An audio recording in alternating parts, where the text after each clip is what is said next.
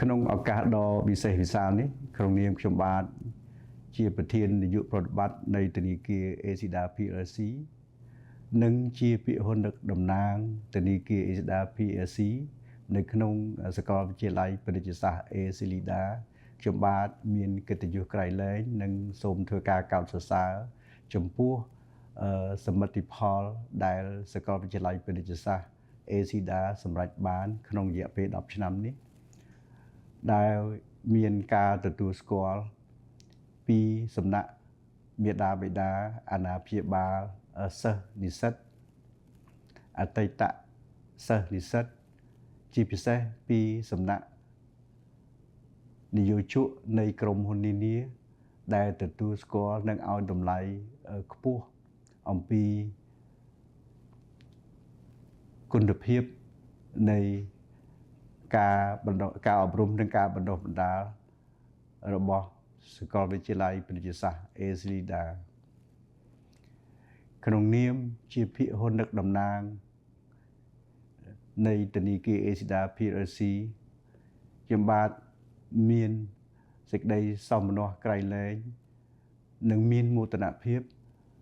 ចំពោះសមិទ្ធផលដែលសាកលវិទ្យាល័យពាណិជ្ជសាស្ត្រ Acida សម្រេចបានក្នុងរយៈពេលកន្លងមកនេះក្នុងឱកាសនៃខួប10ឆ្នាំនៃសាកលវិទ្យាល័យ Acida PLC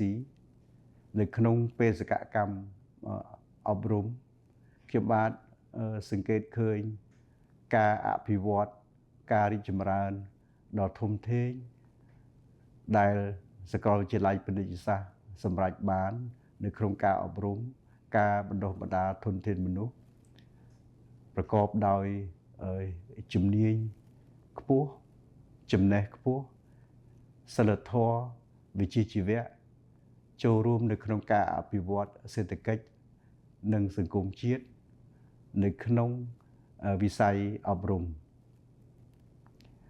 ក្នុងនាមជា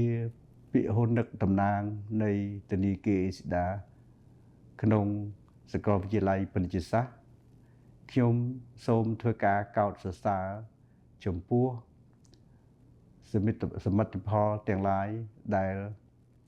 សាកលវិទ្យាល័យ Acida ពាណិជ្ជសាស្ត្រ Acida សម្រេចបាននិងសូមឲ្យសាកលវិទ្យាល័យទទួលបាននៅការគាំទ្រថ្មីបន្ថែមទៀតនៅក្នុងបេសកកម្មអប់រំនិងការបណ្ដុះបណ្ដាលធនធានមនុស្សក្នុងនាមជាភាគហ៊ុនដឹកតំណាងខ្ញុំបាទសូមប្រសិទ្ធពរ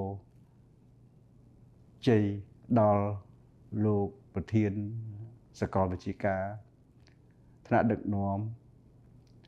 សាស្ត្រាចារ្យកម្មករនិយោជិតសិស្សនិស្សិតប្រកបទៅដោយសេចក្តីសុខសុភមង្គលរីកចម្រើនជានិរន្តរ៍តទៅ Acida ប្រជាធនាគារដែលលោកអ្នកជឿទុកចិត្ត